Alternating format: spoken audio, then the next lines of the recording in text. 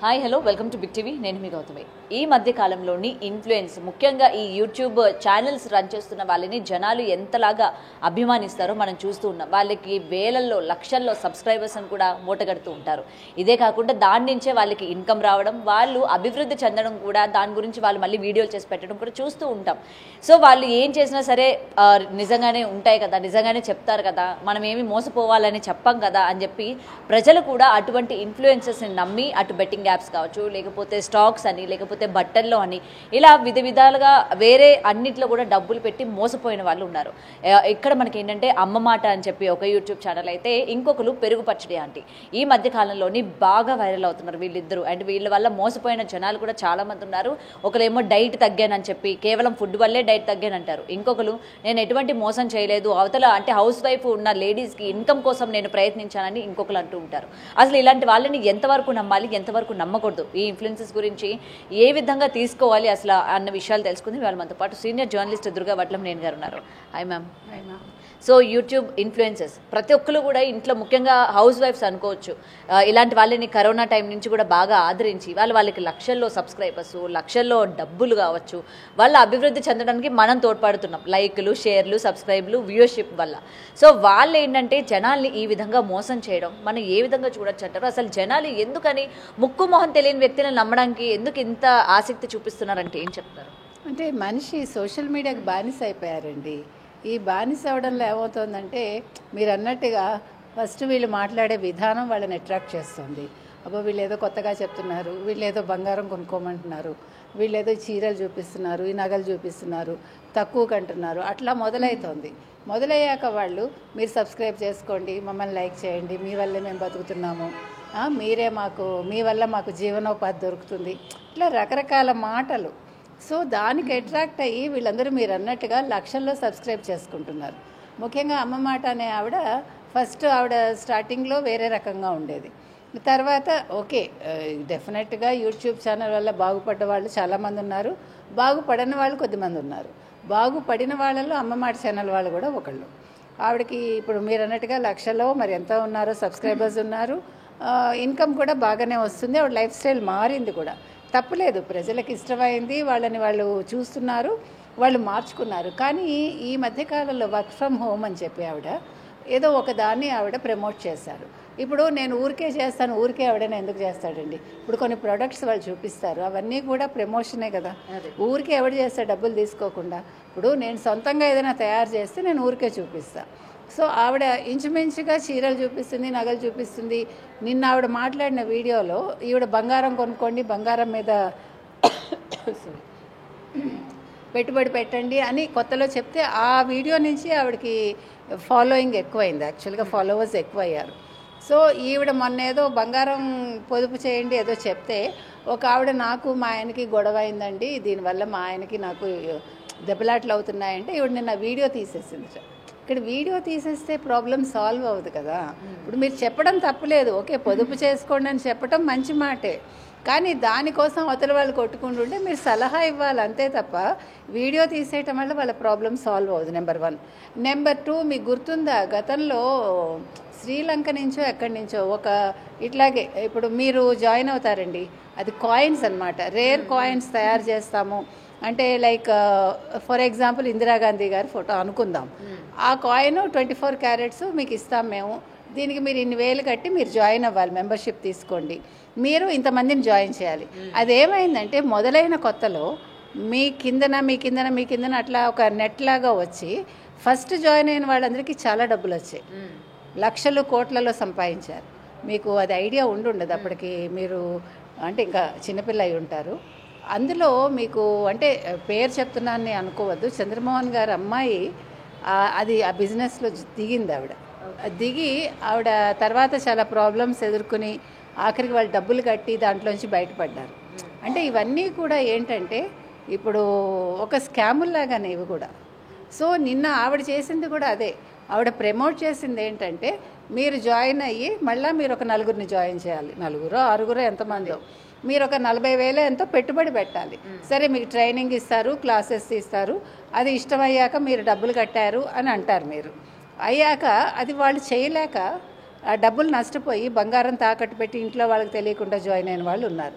నా ఛానల్ వల్ల ఒక 28 మంది జాయిన్ అయ్యారు, 26 మంది చాలా బాగున్నారు, ఇద్దరే బాగులేరు అంటారు ఆవిడ. ఇద్దరు బాగులేరా, ఒకళ్ళు బాగులేరా, 10 మంది బాగులేరా, అది కాదు లెక్క. అసలు ఇలాంటివి ఎందుకు మీరు ప్రమోట్ చేయాలి? ఇది వర్క్ ఫ్రమ్ హోమ్ కాదు, ఇది ఒక రకమైన స్కామ్. మనకి వాళ్ళు ప్రమోట్ చేయమంటే మీకు డెఫినెట్గా వాళ్ళు డబ్బులు ఇచ్చి ఉంటారు.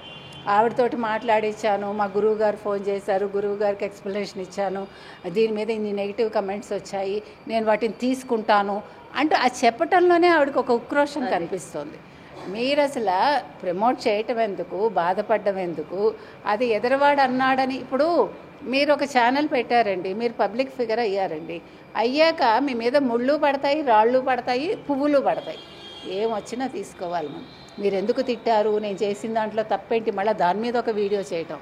ఇది అమ్మ మాట ఆవిడే కాదు, చాలామంది మీరు అన్నట్టు ఇందాక వెన్నెల డైట్ ఎవరో ఉన్నారు, ఆవిడ అంతే. తర్వాత ఈ మధ్యకాలంలో కొంతమంది జర్నలిస్టులు కూడా దీని మీద ఒక పెద్ద ఉద్యమం చేసి మీరు అట్లాంటి కమెంట్స్ ఎలా పెడతారు, వాటి మీద మమ్మల్ని ఎందుకంటారు. మీరు ఎదురవాళ్ళని తిట్టచ్చు, మీరు ఒక మోదీ గారినో ఒక ప్రభుత్వాన్నో మరొకళ్ళనో మీరు ఇష్టానికి నెగిటివ్ స్ప్రెడ్ చేస్తారు, మీ మీద కమెంట్ చేస్తే మాత్రం మీరు హర్ట్ అయిపోతారు, మనోభావాలు మీకే దెబ్బతింటాయి, ఎదురువాడికి దెబ్బతినవు. నేను చెప్తున్నది ఏంటంటే, నిన్న అమ్మ మాట ఆవిడ కావచ్చు, మరొకళ్ళు కావచ్చు, మీరు ప్రమోషన్స్ ఎందుకు చేస్తారు? చేసినప్పుడు మీ బాధ్యత. నిన్న ఆవిడ వీడియోలో కింద ఎవరో ఇంకొకటి కూడా పెట్టారు కమెంట్. ఆవిడ ఈ మధ్యన వైజాగ్లో ఒక మీరు ఇక్కడ స్థలం కొనుక్కోండి, ఇది చాలా మంచిది అని చెప్పారు. తప్పులేదు, వాళ్ళు ఎవరో ఈవిడ సబ్స్క్రైబర్స్ ఉన్నారు, ఈవిడ మాట రియల్ ఎస్టేట్ వాళ్ళు ఈవిడని అప్రోచ్ అయ్యి ఉంటారు.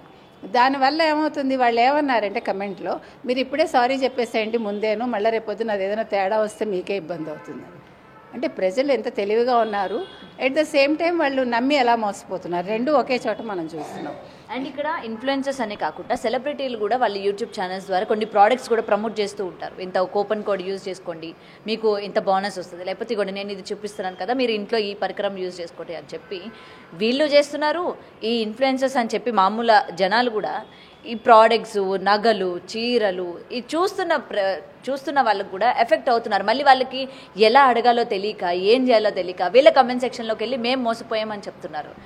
అదే నేను అంటున్నా, మీరు ఇప్పుడు ప్రమోట్ చేసినప్పుడు ఎట్లా మీరు మాట్లాడుతున్నారో, వాళ్ళకి ఏదైనా సమస్య వచ్చినప్పుడు కూడా మీరు స్పందించండి. ఇప్పుడు ఎవరైతే ఉన్నారో ఈ ఛానల్స్ వాళ్ళు స్పందించాలి కదా, వాళ్ళ బాధ్యత అది. ఇప్పుడు మీరు డబ్బులు తీసుకుని మీరు ఒక ప్రమోషన్ అయిపోయాక మీ బాధ్యత అయిపోదు, యాక్చువల్గా మీ బాధ్యత అప్పుడు మొదలవుతుంది. సో ఎవరైతే ఇద్దరే కదండి అని నేను ఆవిడ అండం అనేది బాధ్యత రాహిత్యం. అది ఇద్దరైనా ఒకళ్ళైనా ఇప్పుడు వాళ్ళు ఏదైనా చేసుకుంటే రెస్పాన్సిబిలిటీ మీరు కూడా అవుతారుగా, ఆ కంపెనీతో పాటు ఈవిడ కూడా అవుతారుగా. కంపెనీదే ఉంది, మేము మీకు ఈ రూల్స్ అండ్ రెగ్యులేషన్స్ చెప్పామండి, మీకు ఇష్టమైతే జాయిన్ అవ్వండి అంటుంది. కానీ ఈ కంపెనీలో జాయిన్ అవ్వండి అని చెప్పింది మీరు కాబట్టి మీకు ఎక్కువ రెస్పాన్సిబిలిటీ ఉంటుంది. ఇప్పుడు ఆ పెరుగు పచ్చడి అంటే తీసుకోండి, ఆవిడ నేను 130 కిలోలో 120 కిలోలో ఉండే ఆవిడ ఆ వెనిలా డైట్ ద్వారా నేను తగ్గాను, ఫుడ్ వల్లే తగ్గాను అంటుంది ఆవిడ. ఇప్పుడు వీళ్ళందరూ కూడా రకరకాల ప్రమోషన్స్ చేసి జ్యోతిష్యం అని, లేకపోతే మీకు వశీకరణ కావాలా, మరొకటి కావాలా, లేకపోతే ఫలానా దాంట్లో పెట్టుబడి పెట్టండి, లేకపోతే ఫలానా రియల్ ఎస్టేట్ బాగుంది, వీళ్ళందరూ ప్రమోట్ చేసి వీళ్ళు గొప్పవాళ్ళే. మీరు గొప్పవాళ్ళు అవ్వండి, దాని గురించి ఎవరికి బాధ లేదు, ఏదైనా సక్రమంగా ఉండాలి. కానీ మీరు వేరే వాళ్ళని అంటే మిస్గైడ్ చేస్తూ మీరు డబ్బులు సంపాదించుకుని రేపొద్దున మీ బాధ్యత లేదు అంటే మాత్రం అది బాగోదు. ఎందుకంటే ప్రజలు ఇబ్బంది పడతారు. ముఖ్యంగా ఏమవుతుందంటేనండి, ఈ ఇంట్లో ఉండే గృహిణులు వాళ్ళకి తెలియదు, వాళ్ళు మోసపోతారు తొందరగా.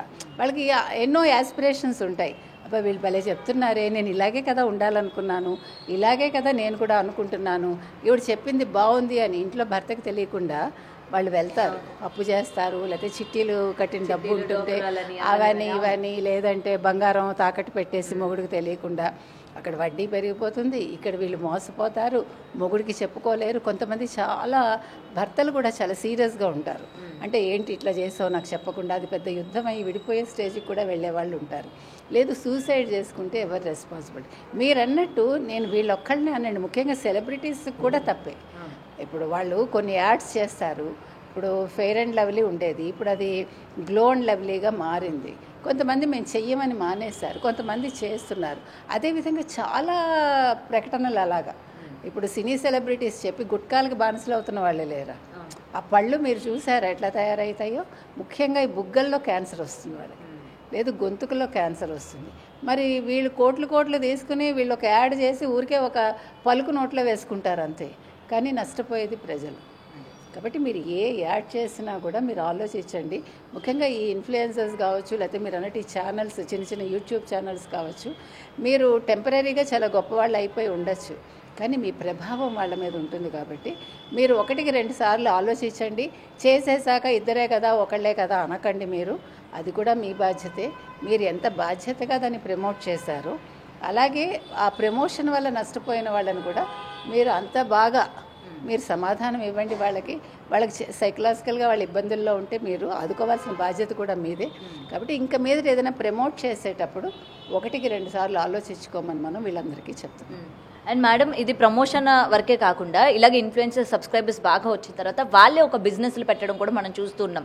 ఐదర్ ఒకరు అదే ఫుడ్ కావచ్చు, లేకపోతే ఇంకేదో పెట్టిన తర్వాత మళ్ళీ ఆ విధంగా కూడా జనాలు మన వైపే ఉండాలి, మన ఫుడ్డే కొనుక్కోవాలి, మనదే చేయాలి, మళ్ళీ ఏదైనా క్వశ్చన్ చేస్తే వాళ్ళు తిరగబడ్డం కూడా మనం అలేఖ్య చిట్టి పికిల్స్ విషయంలో మనం చూసాము. సో ఇలాంటి విషయాలు వాళ్ళు ఉన్నప్పుడు కూడా ప్రజలు ఎలాంటి జాగ్రత్తలు తీసుకోవాలంటే ఏం చెప్తారు? మీరు చెప్పినట్టుగా అలేఖ్య పికిల్స్ ఏదైతే ఉందో ఆ ఇష్యూ మనందరం మాట్లాడాం. ఖచ్చితంగా మీరు అన్నట్టు మన మీద ఆధారపడి బతికి తర్వాత వాళ్ళు రెచ్చిపోయి బూతులు మాట్లాడి మనల్ని తిట్టడం అది ఎంతవరకు సబబు? మన వల్ల గొప్పవాళ్ళు అవుతున్నారు. ఇప్పుడు అమ్మ మాట ఆవిడకైనా ఎంత నిన్న మీరు చూసారంటే ఆవిడ కోపం ఆపుకుంటోంది ఆవిడ. అంటే నేను అనేది మీకు ఎందుకంత కోపం వస్తుంది? నేను చెప్పింది మంచిదే అయింది కదంటే 26 మందికి మంచిదే అయింది కాదు, ఒక్కళ్ళకి చెడైతేనే అది, అంతే కదండి. అందుకని మీరు అన్నట్టుగా ఇది ప్రతివాడి బాధ్యత.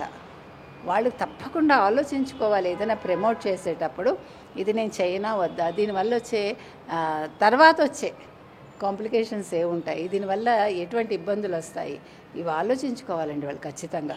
ఇప్పుడు ఇవాళ డబ్బులు వస్తున్నాయి కదా అని చేసేసి ప్రమోషన్ చేసేసి తెల్లారులేస్తే 10 ప్రోడక్ట్స్ చూపించేసి, ఈవెన్ సినిమా వాళ్ళు కావచ్చు, సెలబ్రిటీస్ కావచ్చు, వాళ్ళెంతో వీళ్ళు సెలబ్రిటీస్ లాగానే ఉన్నారు చెప్పాలంటే. కాబట్టి ఇది మాత్రం వాళ్ళు ఆలోచించుకోవాలండి. సెలబ్రిటీస్ కూడా ఆలోచించుకోవాలి. ముఖ్యంగా మీరు చెప్పినట్టు వాళ్ళు సొంతంగా ప్రొడక్ట్స్ తయారు చేసి, ఈవెన్ సినిమా వాళ్ళు కూడా ప్రొడక్ట్స్ పెడుతున్నారు, ఫుడ్ ప్రొడక్ట్స్ కూడా పెడుతున్నారు. దానికి ఎంతెంత రేట్లు పెడుతున్నారు. సరే, ఇష్టమైన వాడు కొనుక్కుంటాడు, తర్వాత విషయం. కానీ నష్టపోవడం అనేది ఉంటుందిగా. ఇప్పుడు మీకు పెద్ద పెద్ద కంపెనీలు, పెద్ద కంపెనీలు ఉన్న వాళ్ళ పిల్లలు కూడా గిఫ్ట్ ర్యాపర్స్ అని, దీన్ని ఏమంటారు, వైకుంఠపాళి, తర్వాత వామన గుంటలు, ఇలాగ పూర్వకాలం ఉండేవన్నీ కూడా ఒక ప్యాక్ చేసి అది కొన్ని వేలకు అమ్ముతారు. నేను అనేది ఇది ఎవరు ఎఫోర్డ్ చేయగలరండి? ఉన్నవాడే మళ్ళీ ఉన్నవాడవుతున్నాడు. మీరు ప్రతి దాంట్లోనూ మీరు వచ్చేస్తే ఇంక సామాన్య మానవుడు ఎలా బతుకుతాడు? ఇప్పుడు కిరాణా షాపులు ఎక్కడైనా ఉంటున్నాయండి? చాలా మట్టికి తుడిచిపెట్టుకుపోతున్నాయి. మనలాంటి వాళ్ళు ఇంకా కిరాణా షాపులకు వెళ్ళడానికి ఆలోచిస్తున్నాయి, ఎందుకంటే వాళ్ళు బతకాలి కాబట్టి.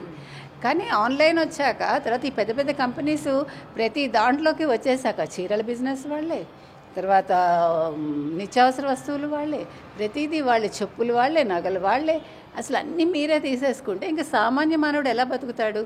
వాడికి వచ్చేది మీకు ఇచ్చేసి వాడు పస్తు పడుకోవాలా?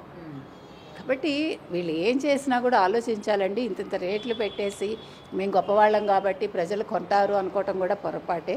ప్రజల్లో కూడా అవేర్నెస్ రావాలి. మీరు ఛానల్స్ చూశాక తొందరపడి ప్రతిదీ కొనేయకండి, తొందరపడి ప్రతి దాంట్లో వెళ్ళి జాయిన్ అయిపోకండి. అయ్యో దీనివల్ల వచ్చే నష్టాలేంటి, మళ్ళీ నాకు ఫ్యామిలీ ఏమవుతుంది, మా ఆయనతో సంప్రదిద్దాం అనేది మీరు ఆలోచించండి. మీ ఆయన కాకపోతే స్నేహితులు కాకపోతే ఇంట్లో పెద్దవాళ్ళు ఉంటారు, అమ్మ ఇలా చేద్దాం అనుకుంటున్నాను ఏంటి అనేది ఒక సలహా తీసుకోమని మనం చెప్తున్నాం. అంతేగాని తొందరపడి దిగిపోయి సలభాల్లాగా మాడిపోవద్దు. For more videos like this, subscribe Big TV channel.